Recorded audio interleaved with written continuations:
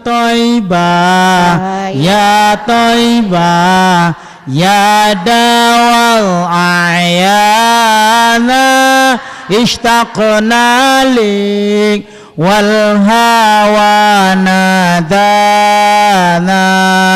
wal hawa nadana ya Thaibah ya Thaibah ya dawal ayana ishtaqna lik wal hawa nadana wal hawa nadana. Baik, kembali lagi bersama kami dalam acara UJ Ustadz dan Jamal. Baik, langsung baiklah kita pertanyaan selanjutnya bagi ibu-ibu. Silakan ibu ingin bertanya. Ya. Oke, Bu De. Assalamualaikum warahmatullahi wabarakatuh. Waalaikumsalam warahmatullahi wabarakatuh. Nama saya Ibu Sugriwati. Oh, Sukri namanya. Dari Kelurahan Talang Banjar, BKMT Permata Kelurahan Talang Banjar, Kecamatan Jambi Timur. Ya, silakan Ibu Sukri. Saya ingin bertanya Pak Ustadz. Ya, boleh. Ini di luar tema ya Pak ya. Ya. Ini ada satu keluarga. Jadi dianya ini kakak beradik, tetapi ada salah pahaman, ada kesalahpahaman.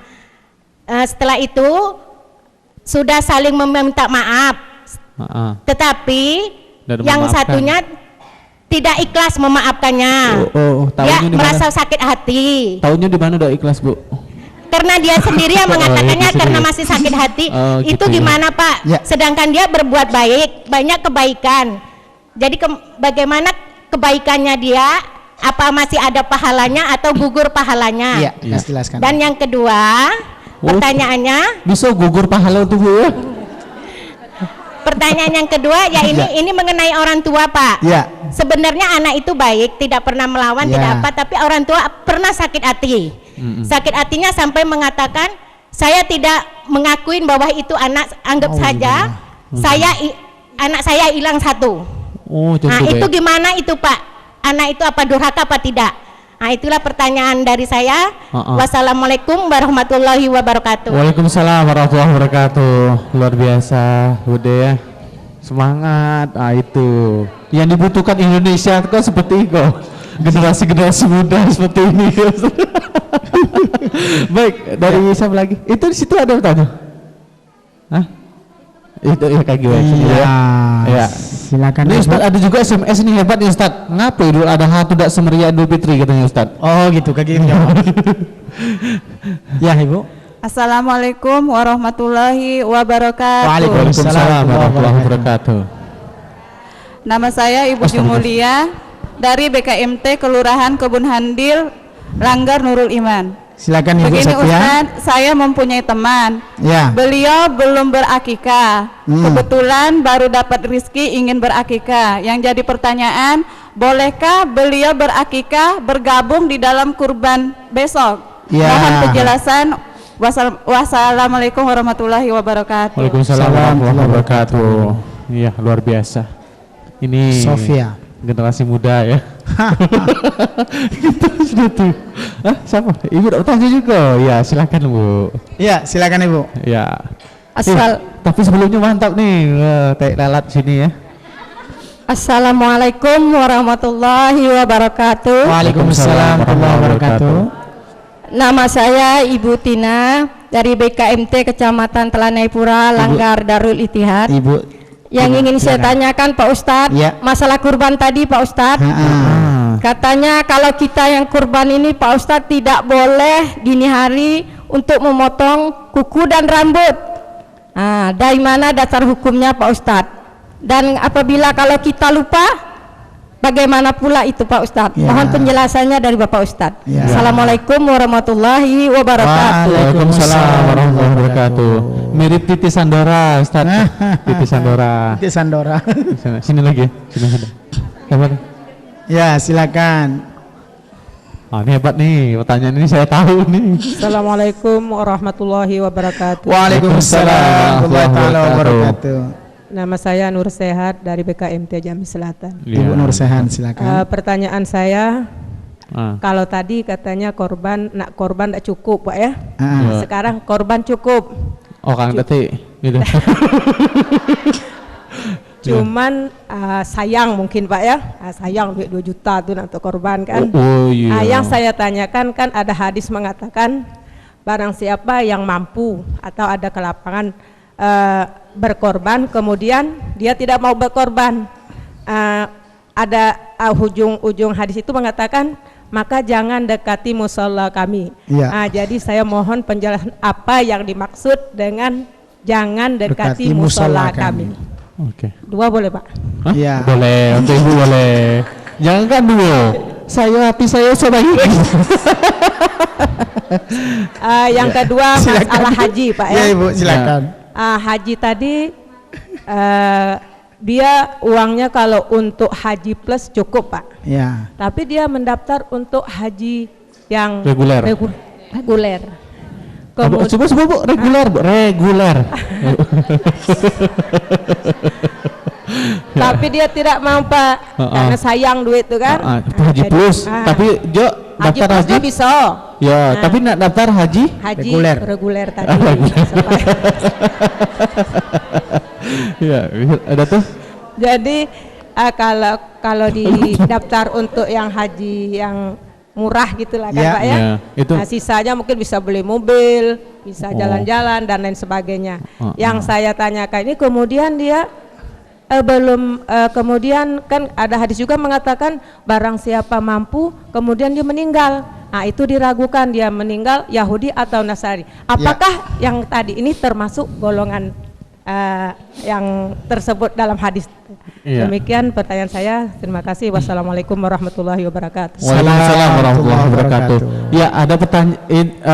Ya nanti Bu, nanti di segmen selanjutnya Bu ya. Pertanyaan berkurban semua Ustaz. Apakah di sini sudah ada yang berkurban tahun ini? Berkurban semua ya tahun ini Bu ya? Alhamdulillah. Baik. Silakan Ustaz. Baik. Ada 4 pertanyaan. Ibu Sukri. Satu keluarga ada kesalahpahaman, yang satu sudah minta maaf, bahkan mereka sudah memaafkan, tapi yang satu nggak ikhlas memaafkan atau mungkin tidak memaafkan. Bagaimana Ustadz? Ibu, memang memaafkan dan memberi maaf, apalagi kita pernah disakiti, itu adalah bukan satu hal yang mudah untuk memaafkan, tapi memberi maaf itu sangat mulia, sangat baik. Apakah gugur setiap perbuatannya? Ya, karena ada dosa yang terikat pada dirinya bisa membuat yang lain menjadi merembet, terkena. Takutnya gugur, karena masalah gugur atau tidak Allah yang menentukan dan malaikat yang mencatat. Jadi pemirsa yang dirahmati Allah dan Ibu Sukri, pastikan bahwa orang kalau misalnya memang demikian karena ada sakit di hatinya dan seterusnya, tapi mudah-mudahan kalau dia banyak berzikir, banyak menyebut nama Allah, ya merontokkan setiap keburukan itu. Karena kalau dia masih menempel, na'udzubillah, gara-gara itu surga menjadi jauh dari kita. La yadkhulul jannata qati'ur rahim. Tidak masuk surga orang yang suka memutus tali silaturahim. Maka jangan sampai itu terjadi. Jadi mudah-mudahan yang mendengar tadi yang tidak mau memaafkan kembali lagi berpikir. Mungkin dia tidak memaafkan karena sakitnya hatinya. Cuma tidak. Tapi mudah-mudahan pelan-pelan terus Allah akan memberikan kekuatan kepadanya dan dia pun bisa menjadi orang yang kembali membersihkan jiwa dan dirinya insya Allah. Kemudian yang kedua Ustadz, orang tua sakit hatinya padahal anaknya baik. Cuman sejak dia sakit itu anak aku hilang seko. Na'udzubillah, orang tua demikian diusahakan tetap dalam posisi sabar. Alqomah, pemirsa alqomah, itu cuma 3 kali nyakiti hati orang tuanya kalau kita lihat dalam sebuah hadis itu. Ketika dia beli baju, ternyata baju yang terbaik untuk istrinya, untuk ibunya yang biasa-biasa, yang buruk lagi. Hati ibunya sakit pertama, masih dimaafkan. Sakit kedua, mamaknya berkunjung ke rumahnya, pengen makan, tengok kue lah bertebal dalam tuh. Ya, baru nak makan, anaknya bilang, maaf mak, kok kue aku buatnya khusus untuk istri aku. Mama nih cemano lah, kakek lama tunggu istri aku datang dulu. Baik maksudnya Bu, tunggu istri aku datang dulu. Istrinya udah datang-datang, padahal mamaknya lah lapar. 2 sakit hatinya Bu. Yang ketiga Ibu ya, akhirnya dia kirim surat ke anaknya, nak, mama sakit keras, tak bisa lagi mama kau bergerak. Mama minta nian wahai anakku, kirimkan emak dikit bejadilah untuk mama bisa makan. Kirim duit itu lewat orang yang kirim surat ini. Apa jawabannya? Dak ada duit, ada kini itu untuk istri aku, kirim ke sana balik. Ya, sakit hati ibundanya. Makanya kan ketika itu alqomah, dak bisa mati Bu, susah mati. Yang akhirnya Rasulullah bilang, kalau mamanya tidak mau maafkan ya udahlah, daripada dia tersiksa. Anaknya baik Bu, Ini sahabat ini, Alqamah ini sahabat, dia baik, ibadahnya baik. Cuman dia tidak tahu kalau dia nyakiti hati maknya. Tidak pernah dia bermaksud nyakiti, tapi maknya tersakiti hatinya. Ya, tersakiti hatinya. Maka ketika itu dia mau meninggal 3 hari tidak telap, narik napas sudah telap. Ya, maka datanglah ke Rasulullah, orang bertanya, maka Rasul bilang coba tanya ke emaknya tidak mau nian maafkan. Akhirnya sudahlah, kalau memang emaknya tidak mau maafkan, kita bakar video. Karena daripada dia dapat azab, pada waktu dibilang bakar model itu emaknya bilang, ngapo kau bakar? Karena daripada dia tersiksa, lebih baik kita bakar, nanti di akhirat dia mendapatkan bagiannya. Akhirnya ibundanya bilang, sudahlah aku maafkan dia, langsung meninggal dengan cara husnul khatimah. Jadi memang jangan nyakiti hati orang tua, tapi jangan pula jadi orang tua mentang-mentang tidak boleh disakiti hatinya, belaga. Memang begitu. Setidaknya jadilah orang tua atau bunda atau ayah yang hatinya luas terbuka, insya Allah. Ya, jadi jangan, apalagi bersebut model itu bu, nauzubillah. Tapi kita sebagai anak jangan pula melawan. Nah itu, aku lah minta maaf, memang mak kurang aja, astagfirullahaladzim. Jangan ya. Kisahnya kita balik ke Nabi Ibrahim. Nabi Ibrahim itu bu, bapaknya pembuat berhala. Lah pening pala Nabi Ibrahim tuh. Lah di mana-mana dia berdakwah, bapak itu dewek buat berhala. Tapi dia tetap innahu la'awwabur rahuf. Artinya tetap yang namanya Nabi Ibrahim itu dia lembut, santun, baik dengan ayahnya. Subhanallah. Makanya dalam Al-Quran, ya, jangan pernah sakiti orang tua kita. Wa in jahadaka alan tusyrika ma laysa kami fala tuti'huma. Tapi kalau dia mengajak kita melakukan keburukan, jangan ikut perkataannya, tapi tetap taat dengannya, insya Allah. Gitu ya.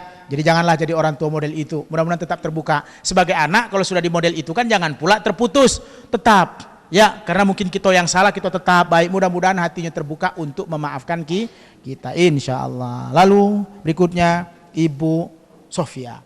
Ustadz, Bu Bendoko. Belum akikah. Ternyata pada waktu kurban ingin kurban. Lalu dia datang ke masjid, dia akikah pada waktu kurban. Boleh atau tidak? Monggo, alright, silakan, bagus. Tapi kasih tahu orang masjid, Pak, saya ini orang korban nih Pak. Saya ini belum akikah. Ini 1 kambing saya punya. Ustadz, tapi masuk dalam 7 nama, dalam 1 sapi, masuk di dalam itu boleh, tidak ada masalah. Ya, tidak ada masalah. Cuman kasih tahu. Karena bedanya kalau daging akikah dimasak dan dimakan, sedangkan daging korban dibagi dalam keadaan mentah. Mungkin ketika dikasih tahu panitia menyiapkan khusus daging akikah tadi untuk dimasak, dimakan untuk panitia. Lebih-lebih dikit diantar ke panti, lebih-lebih dikit diantar ke orang-orang masyarakat sekitar yang kurang mampu. Jadi dapat 2 bungkus. Sebungkus makanan siap makan, sebungkus daging yang belum dimasak. Wallahu a'lam bishawab. Boleh Bu ya? Boleh, karena kurban hanya di 4 hari, hanya di tanggal 10, 11, 12, 13 Zulhijjah. Sementara akikah boleh kapanpun. Hari ini boleh akikah, tapi boleh kurban hari ini. Maksudnya langsung motong korban, tidak boleh. Ya, akikah boleh. Nanti korbannya tanggal 10 Zulhijjah, 11, 12, 13 Zulhijjah, hari tasyrik namanya. Kemudian Ibu Dina dari Telanai, Ustadz katanya kalau orang akikah itu, orang kurban itu tidak boleh motong kuku, motong rambut, segala macam. Betul Ustadz? Jawabannya betul. Disunahkan bagi mereka yang berkurban, seminggu atau 10 hari sebelum kurban mereka sudah mempersiapkan diri dengan baik. Jadi tidak memotong kuku dan rambut, tanda kutip, sampailah nanti pemotongan korban dilaksanakan. Apa maksudnya itu Ustadz? Ya mungkin barangkali nanti ketika korban sudah dipotong, ya kemudian baru kita membersihkan diri kita. Semoga serempak kebersihan kita itu berjalan menuju Allah dengan hewan kurban kita, insya. Tapi kalau terpotong Ustadz, tidak masalah. Bukan berarti haram kemudian korbannya tidak terima, tetap diterima. Cuman itu disunahkan demikian menurut hadis Rasulullah. Kemudian yang berikutnya Bu Nursian, Ustadz cukup dia berkorban tapi dia sayang duitnya Pak Ustadz. Justru ketika dia berkorban itu tanda dia sayang dengan uang. Kalau dia punya uang udah cukup tapi tidak berkorban, sayang duit, itu salah. Padahal Allah berfirman dalam Al-Quran, wa ma tunfiqu min syai'in fahuwa yukhlifuh. Tidaklah apa yang kita keluarkan di jalan Allah kecuali nanti Allah ganti yang lebih baik. Jangan takut dengan 2 juta, 2,5 juta untuk kita keluarkan di jalan Allah. Yakin nanti akan datang yang lebih baik untuk kita, insya Allah. Sebab Bu, saya udah ngancam, cuman ngasih tahu. Makanya di kampung saya itu rame terus kurbannya. Saya kasih tahu, kalau kita sudah berniat ingin kurban, ya, kemudian kita putus di jalan, itu pasti ada masalah kayak gitu. Ini bukan kata saya, ini betul terjadi. Betul nian Bu, ada satu ketika sudah berjalan 6 bulan, saya jadilah. Padahal kalau dihitung-hitung duitnya itu ada, dia kan 2 nama, mungkin adalah sekitar 3 jutaan ya, hampir 4 jutaan. Betul Ibu, dia memang tidak ikut tapi uangnya habis keluar untuk operasi anaknya yang lebih dari itu. Padahal sakitnya waktu itu belum ada, harus mengeluarkan operasi. Makanya kalau kita betul-betul berjuang karena Allah, pasti Allah akan berikan yang terbaik. Nyatanya Nabi Ibrahim alaihissalam ketika dia berkorban apapun yang dia cintai, Allah tidak pernah lupa, selalu mengganti yang terbaik. Ada kisah inspiratif Ibu. Ya, seorang tukang ojek, kerjanya cuma ngojek tulah, tapi anaknya alhamdulillah sukses 2-3 orang. Ya, dia datang ke masjid bawa kambing Ottawa, gedang Bu, lebih gedang daripada sapi yang harga 12 juta. Bayangkan, besar, dia bawa ke masjid. Orang-orangnya bertanya, "Ai, tukang ojek bawa sapi kambing model itu, apa dia tuh?" Sampai di masjid, orang masjid pun bertanya, "Ai, kau kan orang yang ini, kenapa kau berkurban dengan sapi yang besar, kambing yang besar?" Dia bilang, "Aku takut diuji Allah seperti Allah menguji Nabi Ibrahim. Maka sebelum Allah menguji aku berikan yang terbaiklah untuk Allah. Sebab aku tidak telap anak-anak aku diminta untuk disembelih, tidak telap aku. Ya cukup inilah. Semoga Allah berikan yang terbaik untukku ketika aku berikan yang terbaik." Subhanallah. Kita tidak akan mikir-mikir. Habis tuh duit, habis nian tuh Bu, nian habis. Maka keluarkan di jalan Allah. Keluarkan di jalan Allah, pasti Allah akan ganti yang lebih baik insya Allah. Ya, jadi itulah yang penting kita lakukan di dalam kurban. Makanya kalau mau kurban, jangan pikir-pikir masih ada 4 hari bisa daftar ke panitia langsung. Ke pesantren saya boleh, ke Jambi TV kalau ada sapinya 1 boleh kita potong sama-sama di sini. Insya Allah kalau ada. Kemudian yang berikutnya, Ustadz, haji plus mampu tapi dia ngambil reguler. Apakah dia mati dalam jangan dekat-dekat musola kami tadi ya. Jadi jangan dekat-dekat musola kami tadi dalam hadis tentang kurban, maksudnya adalah tidak dan bukan umatnya Nabi Muhammad. Ya, ngapoi duit banyak, harta banyak, tapi tidak mau bersedekah, tidak mau berkurban. Buat apa dia dekat musola kami? Tidak cocok, tidak layak. Nah itu kira-kira bahasanya begitu. Tidak termasuk umat Nabi Muhammad. Makanya ibu-ibu dan pemirsa yang dirahmati Allah, itu sedang kita diberikan informasi sama Allah dan Rasulnya. Jadi kita yang kaya, duit banyak, tapi tidak keluarkan duit untuk berkurban, untuk apa sholat? Kira-kira bahasanya begitu. Na'udzubillah. Maka yuk kita bersama berbagi. Kemudian yang berikutnya tadi Ustadz haji plus, dia mampu tapi dia ngambil reguler. Meninggal dia, adakah Yahudi dan Nasrani? Tidak sama sekali. Karena kita di Indonesia memang ada 2 cara haji. Ada 1 haji reguler, ada 1 haji plus. Ya, ada 1 haji plus. Memang kalau nak cepat-cepat itu harus haji plus. Harganya sampai 100-an juta, 150 juta ya. Tergantunglah, kalau lebih besar lagi lebih cepat lagi. Kan begitu. Sementara reguler cuma 35 juta. Dia tidak ngambil itu Ustadz. Karena apa? Banyak lagi yang lain. Ibu tidak terkategori dia termasuk orang yang Yahudi dan Nasrani kalau dia meninggal. Karena kenapa? Dia sudah berjuang di jalan Allah. Cuman di Indonesia saja daftar sekarang, berangkatnya berikutnya. Tapi ketika dia sudah mendaftar, dia itu sudah termasuk orang dicatat oleh Allah Subhanahu wa taala. Insya Allah. Ya, dia mau reguler karena mungkin dia mau reguler, biarlah. Yang jelas dia sudah berniat untuk melaksanakan ibadah haji. Yang jadi masalah, mereka yang sudah punya kelebihan tapi tidak pernah terniat dalam jiwanya untuk haji, kalau mati pilih 2, Yahudi dan Nasrani. Na'udzubillah. Iya, itu tadi jawabannya.